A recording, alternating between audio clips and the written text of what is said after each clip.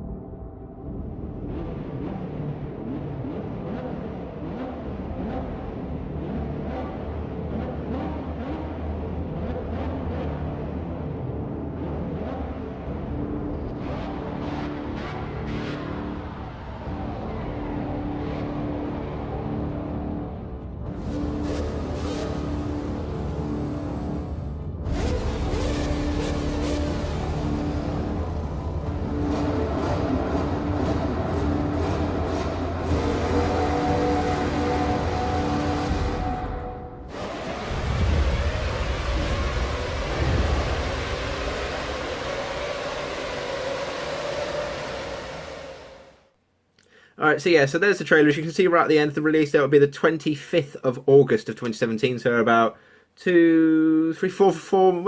months away. About that. No, 3 months away. Very close to. So, looking forward to that. 3 months could be a long time to wait for this game, but it'll be interesting. I really want to drive the Force India, but more especially the McLaren Honda, because it's bright orange. I mean, why would you not want to drive that? But yeah, so really looking forward to this game. Obviously, the main feature that's been announced, as you can see, it was the entire trailer basically was the classic cars that have been released. Obviously, back in F1 2013, these were brought out, but we're making a step forwards with new cars. They look so much higher resolution. Like, I know it was just a video, but the cars look so much more detailed. It's ridiculous.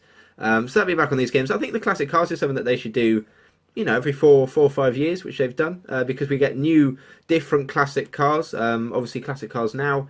Maybe even in 4 years' time would be stuff like the Mercedes we've had the last couple of seasons, Red Bulls, things like that. So looking forward to them in the year's time. But focusing on now, we've got the McLaren Honda from 1998, the good one, the one that Ayrton Senna drive. I think did he win a world championship in? No, he didn't. What am I chatting about? Or did he? I actually can't remember if he won a world championship in. That is horrific behaviour. I think he did. 88, 89 and 91. Yeah, probably. So that's Ayrton Senna's 1998 McLaren MP4-4. We've also got the Williams Renault, I believe. Yeah, Williams Renault, the beautiful blue colour with the one that sort of sparked FIA controversy from 1992. The one that won, I can't remember who won a world championship now. And then we've got the 2002 Ferrari, one of the most beautiful and loudest Ferraris that are going out there. So it's probably three of my favourite all-time classic cars that have come out so far. So far being the optimum word, because they are still to release 12 more maybe. Think it might be 12 to make a grid of 15, I don't know. They've still got more to release, but they have released three of my all-time favourite cars just because just so beautiful. Just so beautiful. So cannot wait to drive them. But can't wait for the 12 more cars. They've got everything going on. But classic cars, they were sort of a little bit sort of outside on F1 2013. They're sort of a little bit, you could tell it was a DLC, bit of an add-on, because it had nothing to do really with the original game. A little bit like what Forza Horizon do. You've got a main map and then you've got other maps that you go into. But this time it's going to be built in more to single player. You can move them around. You don't have to go specially into the classic cars bit. But there also could be a bit in career mode, I've heard. That they will be, you can utilise them. So a little bit like in F1 2006. You can get randomly invited to things. They might be, you know, they may be tests, but it's something outside of just racing and driving and just in qualify and practice race. You also get these little test days, these little trials, stuff like that. And this is going to be no different from what I've been reading in the press releases and stuff like that. Is it'll be part of career mode that you might get invited to invitational events and things like that. So you'll be able to just get away and drive the cars, especially if I do a career mode on McLaren Honda. It'd be great to get into a car with some power. So that'll be really fun to do. Actually, I can't wait to do invitational events like that because they'll just be so awesome. They'll be really fun to do, actually, doing stuff like that. But yeah, there'll be more in career mode, more in single player, and yeah, bits like that. Moving on to other bits though. Moving on to other news. tracks. I don't think there are any new tracks this season, which is a little bit dull. I like going on to the new tracks. Baku in F1 2016 was the first track I went on, I believe, to see what it was all about, and spent most of the time in sort of run-off areas, so I had no idea what I was doing. But this year, because there are new tracks, Codemasters come up with a brilliant idea. I actually genuinely think it's brilliant, it's not sarcastic, that they should have different iterations of tracks.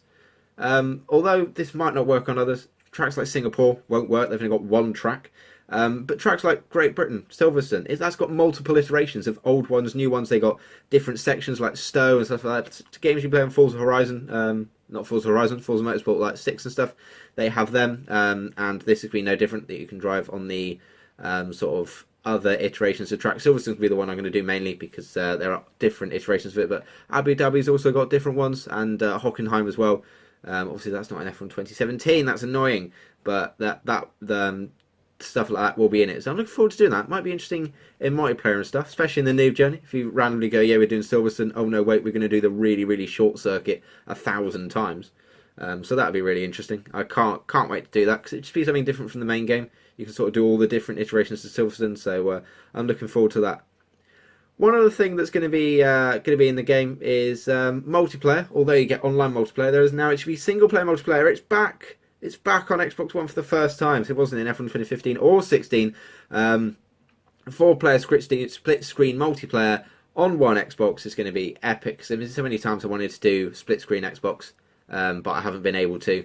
So that'd be something different. Create a few videos on that. That'd be good for YouTubers and stuff like that to be able to do stuff on, and just generally gaming as well. That you can just create these games, create these little things from your friends next to you. You can have a bit of fun, have a bit of a laugh, and yeah, that'd be really interesting to see and to sort of be able to do, because it's been missing. It's been missing, especially because me and my brother used to do it.